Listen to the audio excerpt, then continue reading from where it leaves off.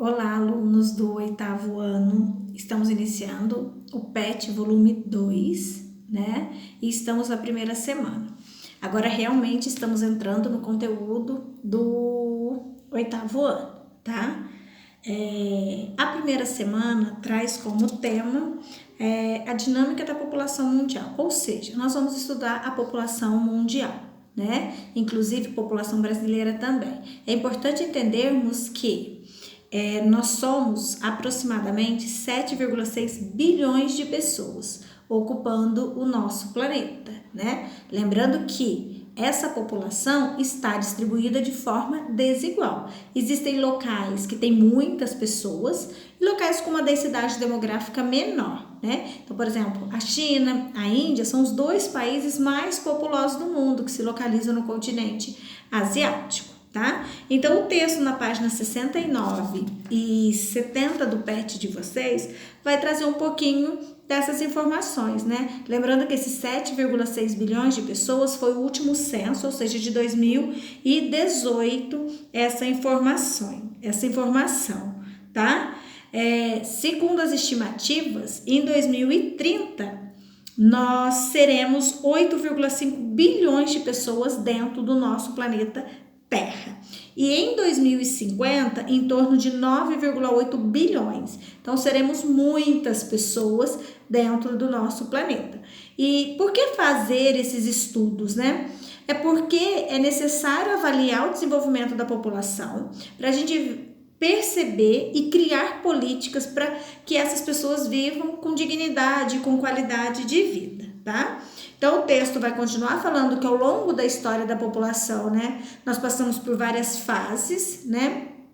Tivemos um período em que a taxa de natalidade era muito alta, lembrando que taxa de natalidade é o número de filhos, né, que uma mulher possui, o número de pessoas que nascem. Natalidade infantil até a criança completar 1 ano de idade. Depois de 1 ano ela já entra na taxa de natalidade. Mortalidade são o número de pessoas que morrem, né? Crescimento vegetativo é o crescimento dessa população, tá? O crescimento vegetativo, ele também pode ser definido como crescimento natural, tá? Na verdade, a gente define esse conceito como a diferença entre a taxa de natalidade e a taxa de mortalidade, tá? E aí, o texto vai trazer mais informações falando para vocês que o ritmo de crescimento da população, ele foi diferente ao longo da história e ao longo dos lugares no nosso planeta, né? Então, cada uma dessas fases foi marcada por uma característica. Lembrando que o processo de urbanização, o êxodo rural, a saída de grande quantidade de gente do campo para a cidade, vai influenciar, porque antigamente as mulheres, elas tinham a função de crescer, casar e ter filhos. Então, a taxa de fecundidade, o número de filhos das mulheres era muito alto. Quando elas migram para a cidade, né, vão para a cidade, a situação muda. Então, o custo por filho é mais caro, né? Então, a mulher entra no mercado de trabalho, porque até então ela tinha a função de criar apenas os filhos, né? Outra característica é o avanço na medicina, o uso dos métodos contraceptivos. Então, as mulheres começaram a tardar, né, a idade para ter filhos. E aí nós temos hoje mulheres que decidem não ter filhos, os casais, né, que não têm filhos, ou os casais que têm apenas um filho. E aí a realidade da nossa sociedade é essa. Em alguns países, há anos que não nasce uma criança. O governo tem criado políticas para incentivar essas mulheres a terem filhos, tá? A primeira atividade de vocês é sobre esse mapa aqui, que na verdade a gente fala que é uma anomorfose, né?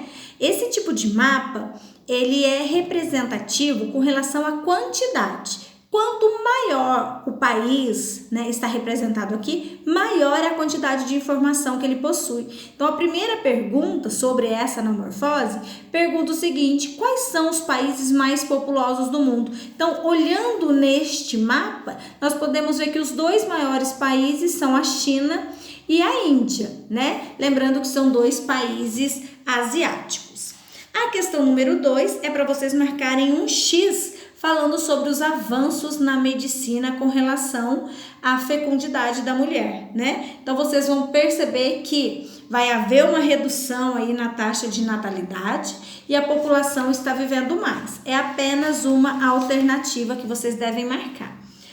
A questão número 2, vocês vão falar aonde que estão localizados, né? Em qual continente estão localizados os locais mais populosos, né? Ou seja, com maior população absoluta.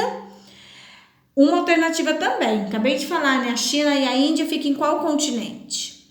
A questão 4 também é para marcar um X, falando sobre a queda na mortalidade, né? Qual é a alternativa que melhor se relaciona com a queda na taxa de mortalidade? Lembrando que taxa de mortalidade é o número de pessoas que morrem. A questão número 5 é importante vocês analisarem bem este gráfico aqui, ó.